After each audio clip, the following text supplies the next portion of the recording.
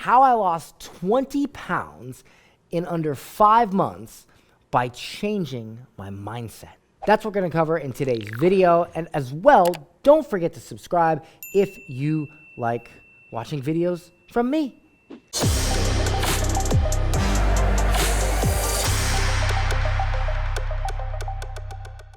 Hey everybody, Dan Henry here.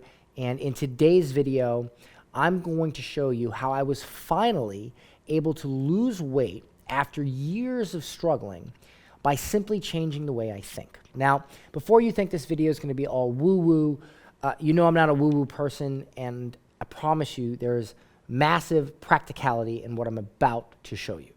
So here's the thing. If you've ever struggled to lose weight, if you've ever tried diet after diet, and you thought, these just aren't working for me, it's likely because you're trying to do what I like to call a simulated alternative. So what does that mean? It means that in life, there are many things that always work. They always work, but it's the hard way. Then the market, companies and marketing companies and sales agencies and brands, they know that most people don't want to do it the hard way. So they create products and services that are simulated alternatives to the hard way. One example of this is the diet and weight loss industry. So I know this because I have lived it, and I know a lot of people who are professional fighters, professional bodybuilders, et cetera, et cetera. One of the things that I see a ton of these guys do, these guys and gals do, to lose weight in a certain amount of time is they count their calories, right?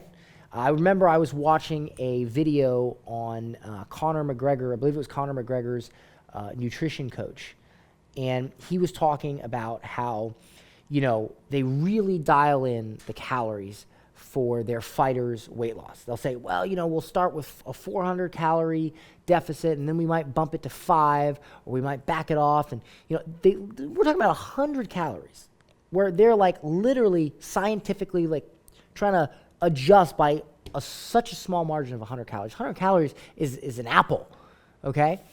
So I thought about this, right?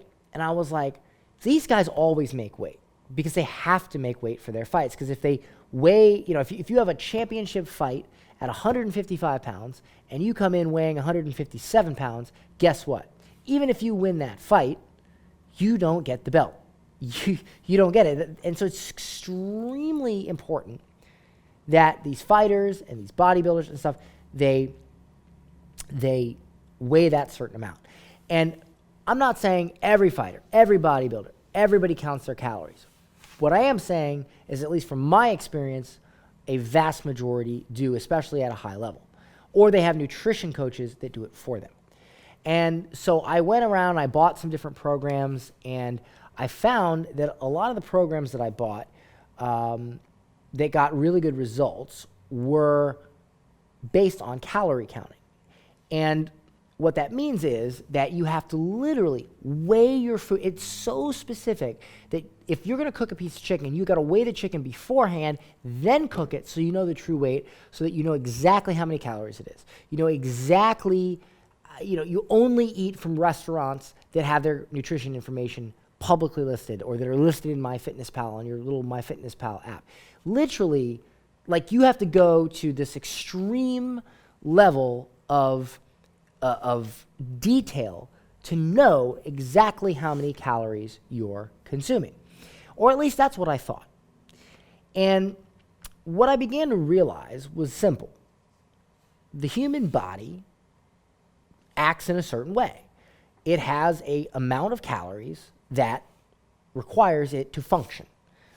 And that amount of calories is based on a lot of things. And I'm not going to get into crazy weight loss stuff because this isn't about weight loss, this is about mindset. But what I'm saying is that based on your weight and your bone structure and whatever, how much you weigh, your body physiology, there is an amount of calories every day that is called maintenance. That is one number. If you eat more calories than that, you gain weight. If you eat less calories, you lose weight.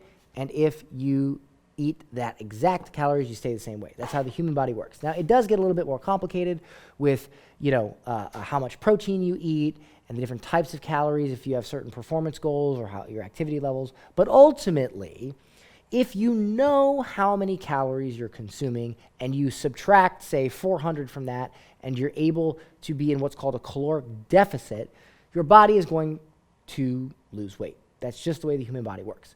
Diets and fad diets, what those are designed to do by these sales and marketing companies is they say to themselves, okay, the average person is not willing to count their calories. They're not willing to be diligent. They're not willing to do what's hard, weigh their food, refuse to eat at restaurants that don't publish their calories. They're not going to do it. Most people are not. 95% of people, 99% of people are not going to do it. 1% of people are going to have the diligence and the mindset and the willpower to actually do that. And for those people will lose weight, because at the end of the day, if you actually did do that, you would lose weight.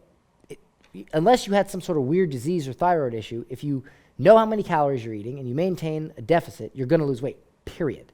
Okay? But 99% of people won't do that. And so these companies, they make these diets, like the Atkins diet and this diet, all these different diets, to simulate the result of counting your calories. For instance, intermittent fasting, and I intermittent fast, totally do. That simulates counting calories, because what it does is you don't eat all day and then you eat at the end of the day, so you consume less calories. When you eat certain diets, those diets are designed around eating foods that are less calories. Everything is designed to simulate, it's to create an easy way to simulate what happens when you do it the hard way. Because the hard way works 100% of the time. The simulated or the easy way works some of the time, and that's why some people get results with a diet and some people don't. It's because you're guessing. It's an educated guess, but you are guessing, right? If you follow a diet or a fasting schedule or what have you, that, kind of maybe gets you in the ballpark, then maybe you'll lose weight. But some people, maybe they eat one extra this or one extra that, and boom, now all of a sudden they're at maintenance, or now they're suddenly above their maintenance calories. And that's why diets work for some people and not for others, because some people simply follow it closer than others. And ultimately, you just don't know how many calories you're consuming. Think about it this way. If I said to you, don't check your bank account balance, just kind of think about it and guess. Go out, don't look at what your paycheck is, don't look at what you spend at the store, what you spend, and just sort of guess. And hopefully your bank account won't go negative. You'd be like, that's crazy. That's nuts. I got to check my bank account. I got to know the number so I know how much to spend. Same thing with your calories. If you want to lose weight and you know how many calories you're consuming, you keep track of it, you're going to know. So if you say to yourself, okay, can I have this dessert? Can I have this extra slice of whatever? It's simple. You look at how many calories you consume for the day, and if you can eat it, you eat it. If you don't, you don't. And then it becomes much easier not to eat something, because it's almost like you're gamifying your weight loss. And when I realized this, I thought to myself, wait a minute. Am I trying to lose weight the simulated way, the easy way, when all I really have to do is change my mindset and do it the hard way? And so that's what I did. I downloaded a calorie counter, MyFitnessPal, on my phone. I only ate if somebody asked me to go out to eat and I couldn't count the calories, didn't go. I only ate or got Uber Eats from restaurants that had calorie information. I cooked my food, or I weighed my food. If I went to eat rice, I looked at the package, I scanned it, I did the work. And I said to myself, if I can just do this for 2 months, I can lose some weight. I'll do the hard thing for 2 months and then I'll go back to whatever. Well, as I did it, I realized something quite amazing. It actually wasn't that hard. It wasn't that hard at all. It's really not that hard to take an extra 5 minutes and count your calories. It's not. You can say it is all day, but guess what, ladies and gentlemen? It ain't that hard. We used to live in caves.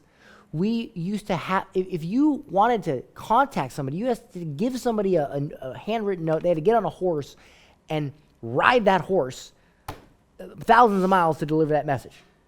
And we existed like that for thousands of years. But you can't count your calories with an app that pretty much does it for you? Give me a break. So after a few weeks, not even a couple months, I realized how easy it was. And how what was hard was my emotional response to the anticipation that it would be hard. I thought it would be hard, therefore I made it hard. And when I actually did it, I realized it's not that hard. It's fine.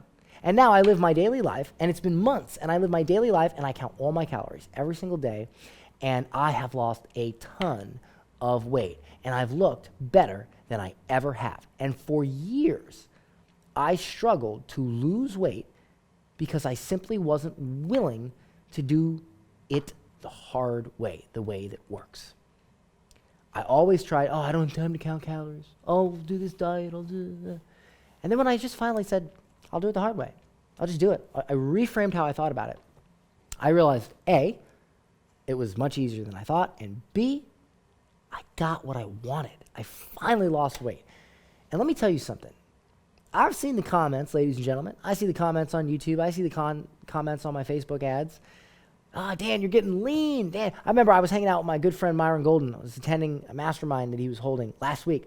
And he comes up to me, he looks me up and down, he says, Dan, he says, you're really getting your stuff together, man. Your stuff's looking tighter than a banjo string.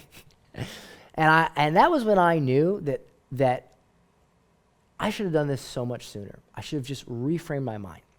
Was it a specific, and I eat whatever I want. As long as I hit my calories and I get close to my body weight in protein, I'm fine. Ultimately, it wasn't the diet program that I bought or this, that, or that diaper or this food or that or this nutrition concept or this fad diet. What really made me lose weight was changing the way I thought, changing how I viewed it. I was willing to do the hard thing to get what I wanted. And when I finally did the hard thing, I realized it wasn't that hard. What was hard was my anticipation that it would be hard. And if you utilize this mindset in your life, you will find that things start to open up. Doors start to open up and things start to happen. I've used this same line of thinking in my business. Everybody says, well, I don't want to do that. That's hard. Let me find a different way. I don't want to do a webinar. I don't want to be on camera. I don't want to learn how to sell. Oh, selling's icky. I don't want to get on the phone and sell. Can I just do it another way? Okay, good. You go over there and you have your little mediocre, little struggling company. I'm going to go over here and I'm just going to learn how to do it the hard way. Do I want to sell on the phone? Maybe, maybe not. I don't care. I learned how to do it. Do I want to be on camera? Maybe, maybe not. Doesn't matter. But I know if I do it, my company's going to grow. I accepted the hard way. And when you accept the hard way, you instantly move ahead of your competitors because 99% of your competitors will not be willing to do it the hard way. And when you embrace the hard way, you automatically have an edge. I hope you enjoyed this video. Don't forget to subscribe and leave a comment and let me know if you agree or disagree and what your thoughts are. I'll see you in the next one.